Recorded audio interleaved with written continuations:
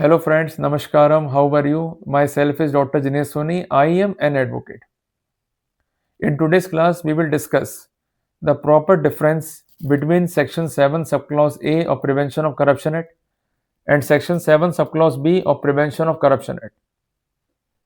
First of all, we have to note down one of the most important facts to reflect the background of Section 7 Subclause A and Section 7 Subclause B of Prevention of Corruption Act.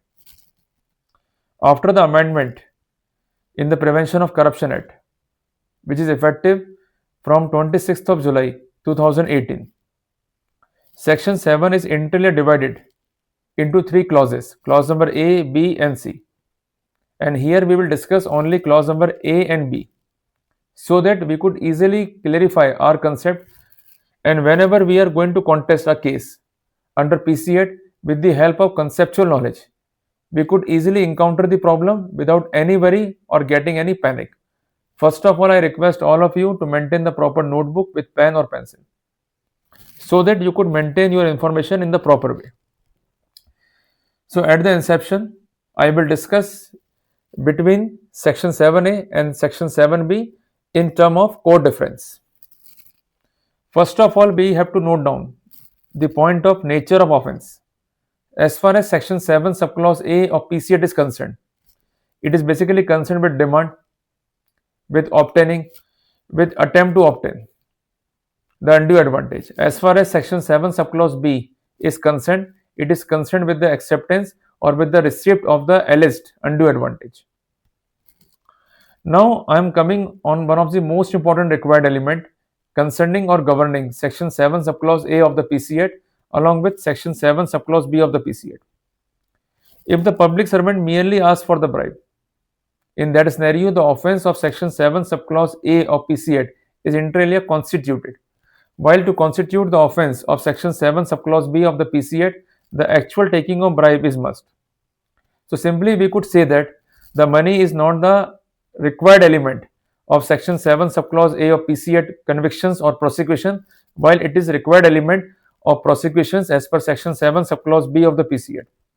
So basically we could say that to prosecute the public servant under Section 7 Subclause A of PC Act, demand is sine qua non, while in case of Section 7 Subclause B, the demand along with acceptance and recovery is must.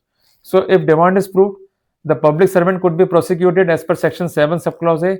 If demand is proved along with acceptance and recovery, in that scenario, the public servant could be prosecuted as per Section 7 Subclause B of the PC Act.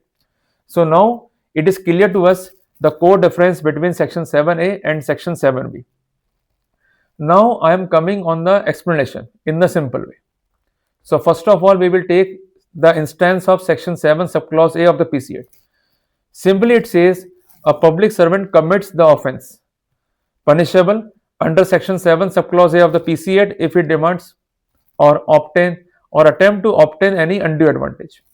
So undue advantage means the illegal gratification or bribe amount.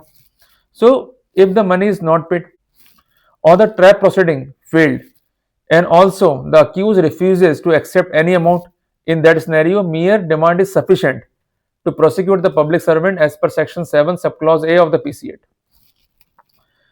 For example, if officer says to Mr. A that I will do your work in lieu of rupees 50,000. 50,000 is bribe amount. In that scenario, even though there is no actual transaction, still the concerned officer could be charged as per the protocol of Section 7 Subclause A of the PC Act. In that scenario, Section 7 Subclause B of the PC Act would not be applicable because there is no recovery of any amount from Mr. Officer. Now I am coming on Section 7 Subclause B of the PC Act to explain the same in the simplified way. It simply says a public servant commits an offence punishable as per Section 7 Subclause B of the PC Act if he accept or obtain the undue advantage as a motive or reward for doing or for not doing any official act, which is basically called the forbearance. So acceptance is must. If there is no acceptance, there is no recovery. Section 7B could not be made applicable. So simply we could say that demand is sine qua non to prosecute the public servant as per Section 7A and 7B of the PC Act. But if there is mere demand, then he could be prosecuted as per section 7A of the PC8. But along with demand, there is recovery of money along with acceptance, he could be prosecuted as per section 7 subclause B of the PC8. So if there is mere demand, there is no acceptance, the charge of section 7 subclause B would fail. So simply we could say that to constitute the offences, the demand is must. But if there is mere demand, then the case will pertain to section 7 subclause A of PC8, and along with demand there is recovery. In that scenario, section 7 subclause B of PC8 could be invoked. Both the sections provide punishment, and apart from that, as far as defense strategy is concerned, in the practical perspective, we have to observe our file. So if there is mere demand, there is no recovery in acceptance, there is no need to worry. Section 7 subclause B of PC8 could not be applicable. So if there is demand, you have to emphasize that the demand is not voluntarily, and apart from that, the demand is totally grafted, and inter alia, the complainant made certain suggestions so that the cycle of demand could be completed. So basically, if you show that the demand is not voluntarily, it is suggestive in nature, in that scenario, we could show that in absence of a specific demand, the concerned accused could not be prosecuted as per section 7 subclause A of PC8. And as far as section 7 subclause B of the PC8 is concerned, we have to make the entire recovery, entire acceptance doubtful, regarding which we may create the inconsistency and the lack of corroboration among the statements of the prosecution, so that we could be succeeded. And apart from that, for both the sanction also plays an important role, which is mandatory as per section 19 of the PC8. So if sanction is defective, it is cyclostyle, it is mechanical, we could take the benefit. So simply we could say that if the ingredients are not on the record, if demand is not voluntarily, the mere recovery or acceptance could not prosecute the accused with the charge. So basically demand is required to be proved, demand is must, no demand, no prosecution, no conviction could be sustained as per the protocol of section 7A or 7B of the PC8.